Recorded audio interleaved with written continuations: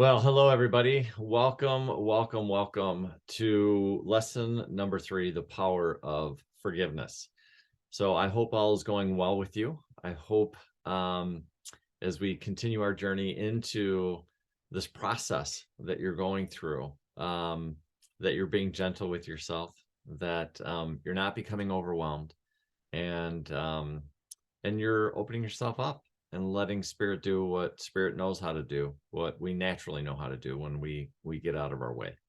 So anyways, a couple of notes about this before I get into it in terms of the power of forgiveness. I'm going to highly suggest that you basically mark this chapter. In my opinion, this is one of the biggest chapters of the entire book. The power of forgiveness is something that to me is one of the foundational pieces of basically your work that is yours to do.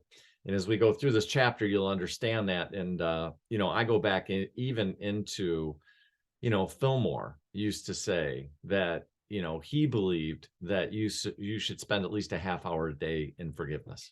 That's how much he believed in the power of it, because he understood and he knew it. So anyways, forgiveness is a big deal. Suggest highly to, mark this so that you can go back to it often. And there's also a ton of exercises in the chapter as well. Okay. So without further ado, we'll jump right into the chapter. So right away, and again, I know some of these pages aren't the same for everybody, but for me, it's literally within in the first chapter. I'm in the first page on page 24 for me. Right away, I think it's amazing that Jeshua says, I cannot find anything that is of greater value than you. What? I don't know about you, but when I read that, I was like, this is Jeshua saying, I can't find anything that's more valuable than you are. I think that's just such a beautiful statement. It is through you that I come to discover all that God is. It is through you that he gets to discover who God is. I mean, that's just so humbling. It just touched me so deeply, to read that. Down at the bottom, and this again starts getting right away, we start diving into it. The question posed is, what would it be possible for me to see my brothers and sisters as my father sees his children? Right? And I just thought that was so beautiful.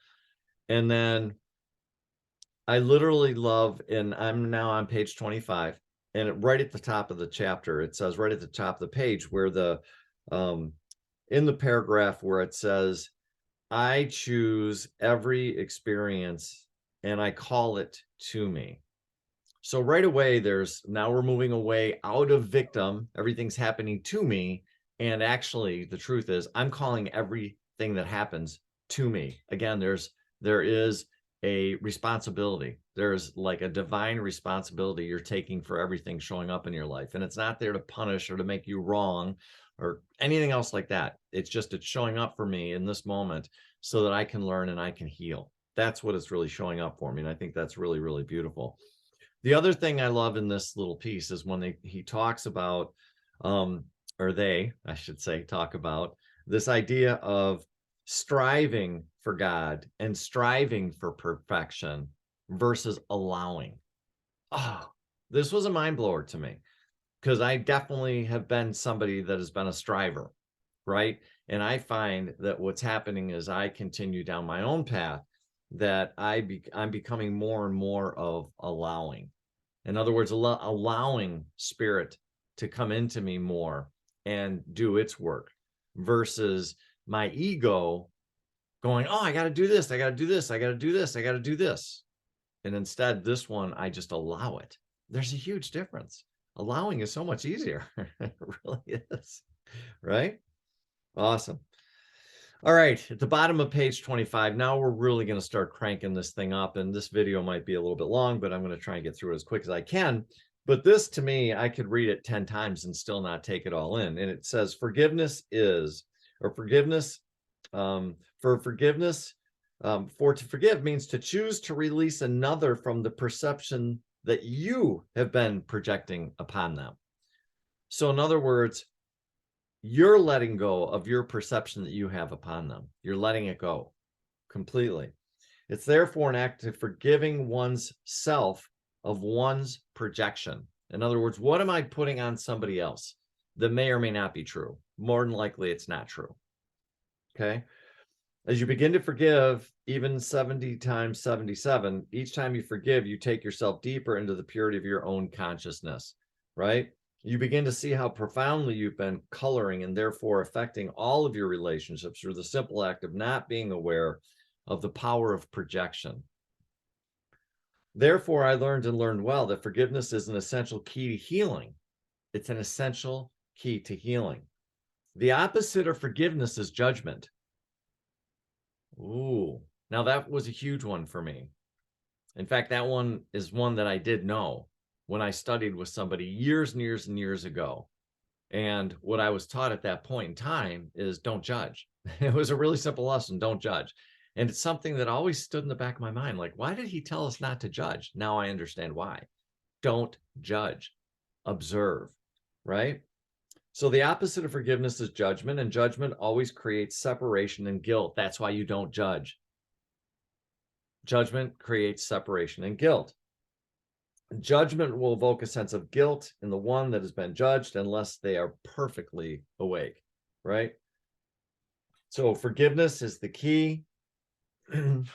Now I'm gonna kick over to page 26, and here for it talks about this idea of forgiving yourself. And in the first paragraph, therefore, to practice forgiveness actually cultivates the quality of consciousness in which you finally come to forgive yourself. Ultimately, that's where all forgiveness winds up, is right on your own doorstep. It's all about forgiving yourself. And again, these are spiritually mature. These are advanced spiritual principles. And it might take a minute for that to settle in so that you can understand, oh, I get it. I get what Jeju was talking about, right? Later down, again, I'm on page 26, down in the paragraph that starts, therefore, in truth, understand well. The last sentence, when you have not forgiven, what you have not forgiven in another or in the world is but a reflection of what you carry within as a burden that you cannot forgive yourself. When I was way back, when I was studying unity principles, I had a unity teacher come to me and say, remember, when you point the finger at somebody else, you got 3 coming back to you. Pretty cool little thing, huh? So if I'm pointing my finger at somebody and judging them, I'm pointing my fingers, 3 of them back at me. So take a look at what's inside of you when you do that. Now here we're getting into the nitty-gritty on page 27. In my first paragraph, it starts off, you will not react, which literally means to act again as you did in the past. And then we get into, he explains a little bit of the process in that paragraph. So he says, the first thing that you're going to do is your first response will be to enter into the quiet stillness. Still, you become quiet, right? And then you ask the Holy Spirit, what would you have me say?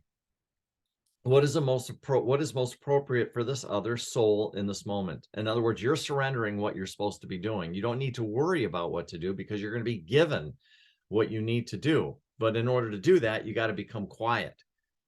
And you just got to calm down and say, okay, Spirit, what is it that you would have me say to this person? How can I help this person? How can I serve this person?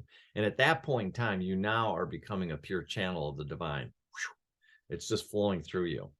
So you get quiet, and then you ask Spirit, okay, what am I to do in here? And then there's a couple of questions where he goes through this, okay? And he just, another type question, what would you have me say or do that can serve the healing of my brother or sister's heart, right? All right. I'm on the next page, now page 28. He just references something that's just called, it's called the path of self-forgiveness. And I just love that. I love this idea that there is a path for you learning how to forgive. And ultimately, it comes down to you forgiving yourself. Later down on page 28, we're in the veil of projection. Again, we're starting to hear this concept show up more and more. Nothing you experience has been caused by anything outside of you. just be careful with that thought, because if all of a sudden you start to go into shame or guilt or blame because, well, what kind of a piece of garbage am I to be attracting this stuff into my life? That's not that you're going, that's the ego. Let go of it. That is the ego trying to basically make you feel bad. And instead of just looking at this and going, oh my God, what an amazing opportunity for me to heal further and for me to expand further. And we're gonna talk about that in a second. Goes on to say that projection is an attempt to insist that the reality is other than the way that God made it, that you are not powerful, that you are a victim of the circumstances. Again, what are we doing in this whole course? We are taking our power back. We're going to quit being a victim and we're going to stand in our divinity, in all of our power. In order to do that, though, you can't be a victim. You're not a victim. And you're also, there's nothing that's not showing up that isn't for your highest and best good. Again, advanced spiritual concepts that might take a minute to settle in. But if you can just relax and breathe into that and trust yourself and trust God and trust life, then all of a sudden it's like, oh, wow, the stuff is showing up for my highest and greatest good. Yeah, it is. So that you can heal. Yes. And transform. Yes. Which is what we're doing. Right. Right. Awesome. Okay. There's just I'm on page 29 now. In the one paragraph that just starts off, it says projection is an act of trying to get rid of what you do not want to own within. So when you're projecting on someone, it's because it's your own crap and you don't want to own it, right? That's kind of what it's saying in so many words. All right.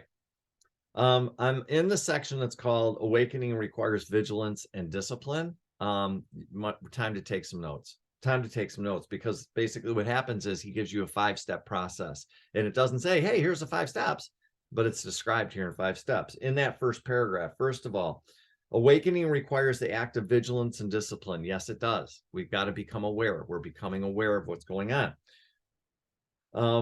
The discipline to cultivate the way of living in you in which you, number 1, you observe. Oh, wow, check that out. Look what I'm doing. I'm judging or whatever. You observe your own thoughts in which you, 2, you listen to the words that are coming out of your mouth. Paying attention to what you're saying. What a concept, right? 3, and then you observe the feelings that are evoked when you're saying them. To me, I always use feelings as the ultimate thing to pay attention. Like if I'm saying something and what's going on inside of me doesn't feel good, pay attention to what you're saying, Mike. It's probably the ego saying it. More than likely, that's what's happening. So again, the third thing is you observe the feelings that are evoked within your body. 4, and you pay attention to the reactivity that seems to own you.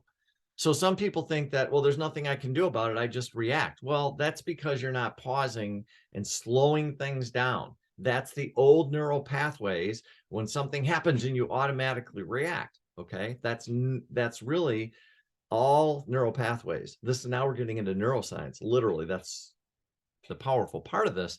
But when you slow everything down, slow it down, then all of a sudden you create space that allows you to make different decisions. But first we need to slow everything down. And that's why earlier I said, you need to quiet, you need to get still for a moment.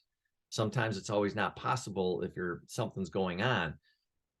But when you get a chance, you need to slow down and go back into that moment and go, okay, what was going on there, so that you can break it down. But ultimately what you're doing is, instead of going into an immediate reaction, you're slowing everything down and you're becoming present, which now I'm not reacting, I'm observing, and then I'm making choices that I want to make that are going to serve me, right? And then the 5th thing is to see these things as innocent and simply self-caused. No shame, no blame, no guilt, none of that. You're just, oh, okay, I'm creating this. Got it. For my highest and best good. Yes, you are. So then it gives you some examples. Oh, I see I'm judging someone. There's no judgment there. It's just, oh, I'm judging someone. You're just observing. Now you're observing without judging yourself. This is interesting. Cloud passing through the sky, my worst. I wonder if I might be able to make another choice. In other words, could I not judge this person, right? Yeah. So this is really, really good. Okay. I'm on page 30 now. And again, once again, all events are neutral. In other words, they just are. And when you can start to move yourself and get out of the way, And then further on down, it says in the paragraph that starts, the universe is literally helping to assist you in having experience that will bring these things up for you so that you can choose to look at them differently. So the universe is helping you. The universe isn't against you. The universe is helping you so that you can heal, so that you can choose to look at them differently. The next paragraph, a powerful statement is made. Having said this, understand that each of your days is a blessing and a gift. I really do wake up and think my life is a blessing and a gift. Yes. It's not always easy, but I really do believe that if I pay attention, that the lessons that are coming before me are there to help me and to heal me, not to hurt me. That's a whole different perspective I have than I did when I was younger. And if you use it from the full commitment to awakening, and oh, by the way, that's a key. When you're fully committed to your awakening, then you can all of a sudden take the power back, and then you realize that what's happening is things are showing up that are there to heal and help you step back into your divinity, right? Goes on to say, you're literally creating everything you choose and nothing is forced upon you. That is a huge statement. That takes a lot of spiritual maturity. And it's okay if you're still struggling with that. It really is. So don't judge yourself, because some of the stuff just takes time. Kind of what I said at the beginning. All right. On the next page, 31, this starts to get to really be beautiful, because here's what I want to say, like, especially in the little statement that says, I know how to direct you home.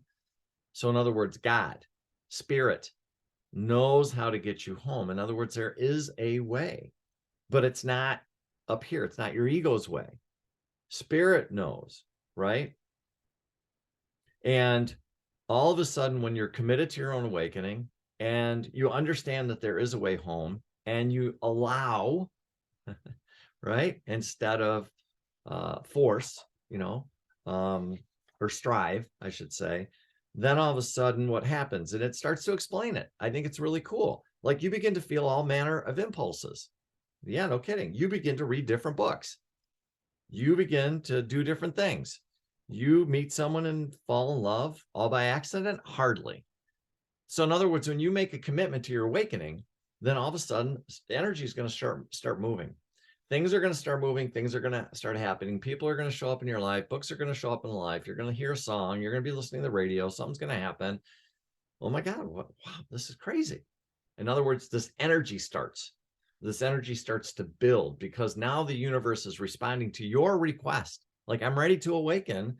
Like, don't sit there and be surprised if all kinds of stuff starts happening, because you're asking for it to, because you're shifting and you're changing in a beautiful way and for a beautiful reason, because you're choosing and you're saying, my divinity is more important than anything, and I'm going to commit to it. And that's really, really beautiful. I love this paragraph. I highlighted this. The result is that your ordinary daily life is the most perfect ashram you could ever be within. It is a holy city to which it is wise to make pilgrimage every day, which means to bring awareness, commitment to exactly what you're experiencing, to be thankful for it, bless it, embrace it, be vigilant, and be mindful. What is this moment teaching me? Your ordinary life actually becomes the thing that rescues you and heals you. And the book starts talking about this here. It's just to understand that no matter what is showing up in your life, it's exactly what is needed for your own transformation. But we have a tendency to say, oh, ho hum, oh, it's just my life. Who am I? It's not that big of a deal. And it's like, no, it's everything. It's everything. And there's no mistakes. So whatever's showing up in your life, just go like, oh, I get it. It's showing up. Cool. This is what's happening, especially when you're committed to your awakening. When you're committed to your awakening, it's a game changer. Everything changes, right? And I love the prayer at the bottom of page 31. I don't live in any ordinary moments. None of them are ordinary. With each breath, my experiences are stepping stones laid before me of God to guide me home. Oh my God, my heart melts when I read that. It's just, I can relax and trust that I don't have to make anything happen, that there's a plan. And all I have to do is be aware and become present and trust. And then all of a sudden I can heal and get on with life and get on with my divinity. I also love on page 32, the next statement is one of the things in the paragraph that says, forgiveness then can be practiced diligently. You don't need to look far for it. Oh, I don't know, pick up a newspaper, listen to any news, have somebody call you, have whatever. You don't have to look very far to practice forgiveness, right? I love the paragraph. If this is true, I assure you that it is. The way of God can only be found in your willingness to embrace and live fully the very life that is within you, and then unfolds through you with each moment. In other words, you are a powerful creator, and everything that's showing up is for your highest good, your greatest expansion, your greatest growth. It is. And when you realize that, you understand who you are, whoosh, amazing things start to happen and show up as a result of it. I love down further on the way it says, beloved friends, your life is your way home, which is different than my life and somebody else's life and somebody else's life. It's your life. My God, this is my life. This is my pathway home. I'm suggesting you stand up and just hold your arms up and go, yes, yes, yes, yes. I love this life. It is my way home. I mean, it's amazing, right? When you can actually go, holy shit, like everything that's going on, excuse my French, everything that's going on, it's like, oh my God, like this is being perfectly orchestrated by God so I can heal myself? Yes. So I can step back into my divinity? Yes. When you're committed to your awakening, you better believe it is. So everything that starts to happen is like, oh my God. And then it becomes fun. At first, it's kind of wonky, but then all of a sudden it's like, oh my God, this conversation I had, this person I talked to, this book I got, this song I listened to, it's all for my divinity. Yes, it is. And if you can just trust and understand that God loves you so much and the universe loves you so much, and your angels and your guides and your masters and your master teachers and your spiritual family and all the other helpers that are out there, you are loved so much. But it needs to be coming. There needs to be an acceptance. There needs to be worthiness. And sometimes that takes a minute, and that's okay too. I get fired up about this stuff.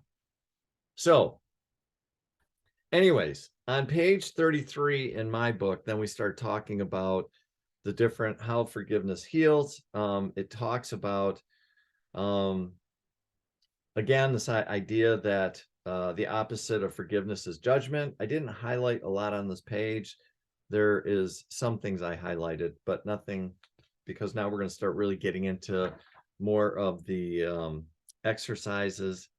So on page 34, it talks about this idea of when you're looking at things and things show up, and then it says, well, I'm going to choose again.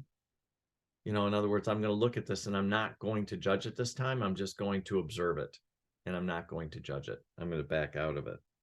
Right. And then there's a prayer at the bottom of 34. I judge you not. I extend forgiveness to myself for what I have created. In other words, this is showing up for me, has nothing to do with any person, place, or thing or event. This isn't about outside of myself. It's about inside of myself. And it's about me wanting to forgive me. I judge you not. I extend forgiveness to myself for what I have created. I'm forgiving myself for my projections, right? I embrace you. I love you. I free you to be yourself. I bless you with the blessing of the Christ. What a beautiful prayer. What a beautiful blessing. And what a thing to remember when you're getting ready to judge somebody, right? On page 35, we talk about reactivity indicates a need for self-forgiveness. Each time you react to another, you are being given a sign that there's some kind of energy that has been presented to your awareness that you have not forgiven within yourself. Pay attention. When you are getting triggered by somebody else and what they say, what they do, what they think, or anything, there's something inside of you that needs to be healed. It needs to be released. It needs to be transmuted. So it's giving you an opportunity.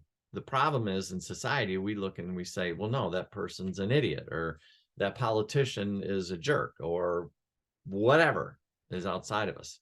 And then we project and we think that that's normal, when the truth is it's giving you an opportunity to heal. And when you start approaching things like that, it just changes everything, because then you get out of judgment And then you're able to stand in the moment and just observe. And then you just start to heal. And as the more that you observe without getting triggered, then all of a sudden, guess what shows up? Peace. Peace. What a concept. Happiness, joy, fun, relaxation, all these wonderful things that we want because we're not judging everything that we're seeing. And it doesn't mean that you don't have discernment. By the way, I want to throw that out there. There's still this discernment that's going on. Don't ever lose your discernment, ever. But there's a balance between this negative judgment and projection versus discernment. So I just wanted to bring that up. So later on page 35, it just says, observe what pushes your buttons. It's right there. It doesn't get any easier than that. Just observe what pushes your buttons. Okay, great. And then it talks about the technique at the bottom. Now we're going to start getting into the practices. And I know this video is really long, but this is a huge chapter. Like I said earlier, go through your day, observe when you feel as though you are in contraction. And then just start paying attention. Am I reacting? Am I getting triggered? What's going on? And start becoming aware of that. And then on page 36, and I'm not going to go into the details of these exercises. Okay, you can read and you can discuss in the group and let everybody know how these exercises are going.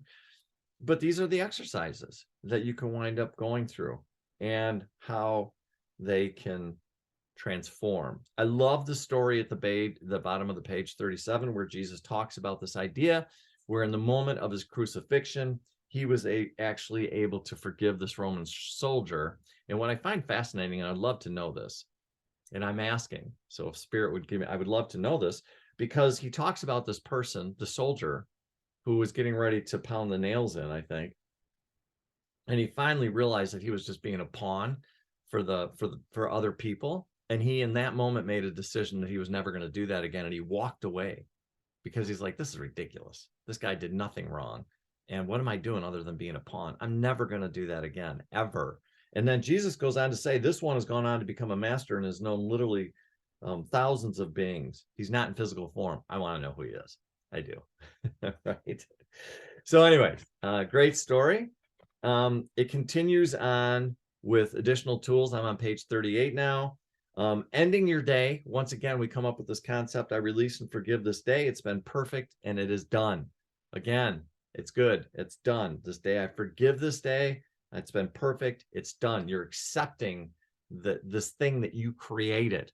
Again, you're a divine creator. Start acknowledging that what you're creating is good. Just start doing it. Start practicing it. It's going to feel wonky at first, but just keep doing it. Keep doing it. Keep doing it. What else?